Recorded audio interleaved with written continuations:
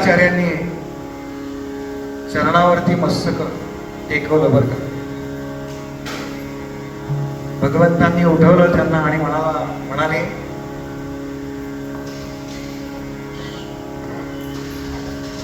हे सांगू नका कोणाला, हे जास्त महत्वाचं आहे.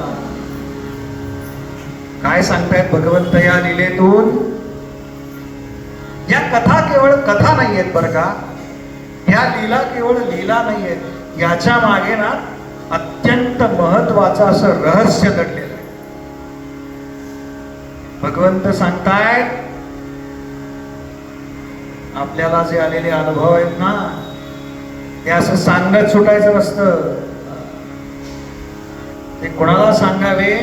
ते अधिकारी व्यक्तीला सांगावे, सद्गुरूंना सांगावे,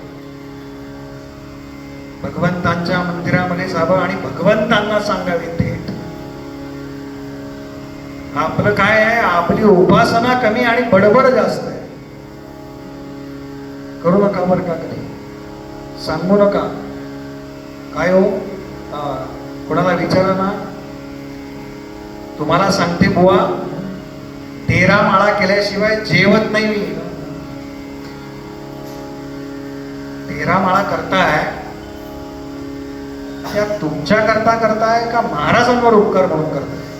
हा, स्वतः करता चालू आहे ना हे सगळं. स्वतःची परमार्थामध्ये योग्य वाटचाल व्हावी, योग्य रीतीनं आपण एक पाऊल पुढे जावं या जन्मात, याच्या करता चालू आहे ना.